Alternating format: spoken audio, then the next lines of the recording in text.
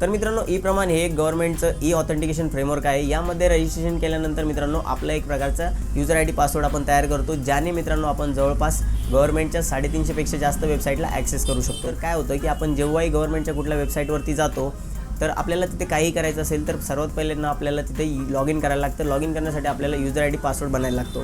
तर मित्रांनो आपण हे वेगवेगळ्या वेबसाईटवरती वेगवेगळे बनवत असतो। तर त्यापेक्षा मित्रांनो आपण ई प्रमाण या वेबसाईटवरती जाऊन जेव्हा एक बार आपण रजिस्ट्रेशन करणार, यूजर आयडी पासवर्ड बनवणार, म्हणजे एक वेळ आपलं अकाउंट तयार होणार इथं आणि त्याच अकाउंटने आपण मग सर्व वेबसाईटला ॲक्सेस करू शकतो लॉग इन करताना। तर आपल्याला वेगवेगळे लॉग इन करण्याची गरज पडणार नाही, वेगवेगळे रजिस्ट्रेशन करण्याची गरज पडणार नाही आहे। आता मित्रांनो या पोर्टलवरती सध्या जवळपास 350 पेक्षा जास्त वेबसाईट आहेत गव्हर्नमेंटच्या आणि सेंट्रल गव्हर्नमेंट आणि स्टेट गव्हर्नमेंटच्या मिळून इथं सध्या 350 पेक्षा जास्त वेबसाईट आहे ज्यांना आपण ॲक्सेस करू शकतो। तर मित्रांनो आता आपण बघूया की कशाप्रकारे आपण रजिस्ट्रेशन करणार आहोत आणि काही वेबसाईटला आपण ॲक्सेससुद्धा करून बघू की कशाप्रकारे तुम्हाला याचा उपयोग करायचा आहे। तर चला मित्रांनो आता स्क्रीनवरती बघूया की कशाप्रकारे आपल्याला ई प्रमाणमध्ये आयडी बनवायचा आहे। तर मित्रांनो तुम्हाला त्यासाठी या वेबसाईटवरती यायचं आहे। आपण इथं डिस्क्रिप्शनमध्ये सुद्धा या वेबसाईटची लिंक दिलेली आहे आणि तुम्ही टाईपसुद्धा करू शकता epraman.gov.in।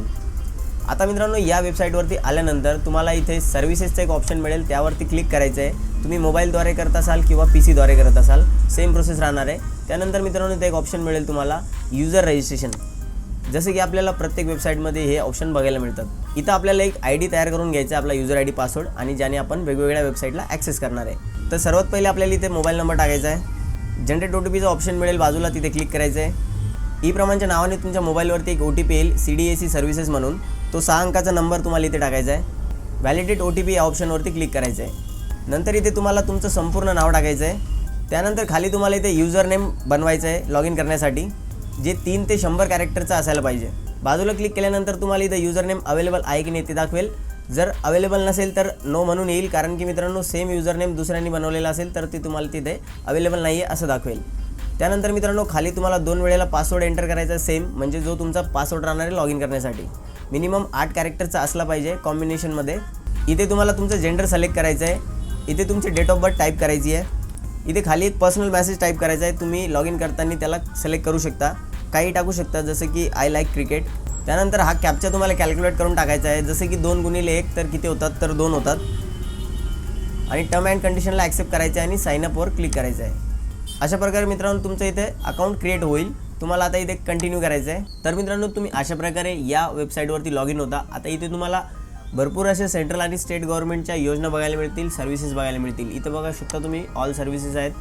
आता जसं की मित्रांनो आपल्याला आपलं महाराष्ट्र बघायचं आहे, तर खाली बघा तुम्ही इथं सर्व स्टेट दिलेले आहेत। स्टेट वाईजसुद्धा तुम्ही लॉग इन करू शकता। कोणत्याही वेबसाईटमध्ये तुम्हाला ॲक्सेस करायचं असेल तर तुम्हाला नवीन असं वेगळं अकाउंट लागणार नाही आहे। जसं आता आपण हे पहिलंच बघूया राजस्थानची कुठली वेबसाईट आहे। आता मित्रांनो या पोर्टलवरती लॉग इन करण्यासाठी बघा आपल्याला इथं लॉग इन आयडी आणि पासवर्ड विचारत आहे, परंतु आता मित्रांनो आपल्याकडे ई प्रमाणचं हे लॉग इन आयडी आणि पासवर्ड आहे, तर आपल्याला फक्त इथे खाली यायचं इथे एक ऑप्शन मिळेल ई प्रमाण, याच्यावरती क्लिक केलं की आपण या वेबसाईटमध्ये एंटर करू शकतो।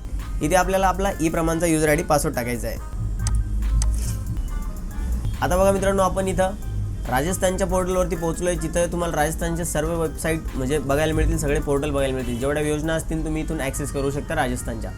तसंच मित्रांनो आता आपण महाराष्ट्राचं बघूया।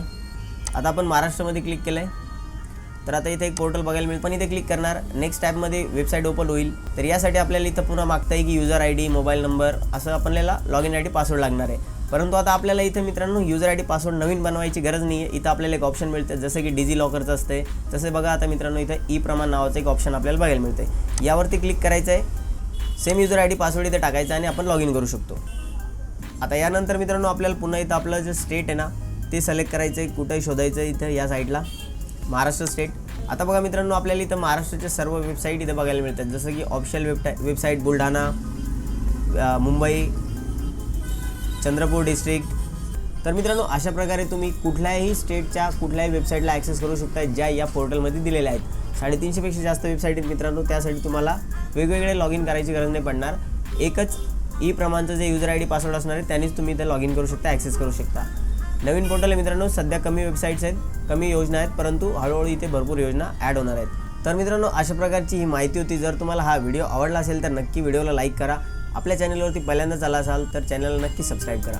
भेटूया मित्रांनो नवीन एका व्हिडिओमध्ये, तोपर्यंत धन्यवाद।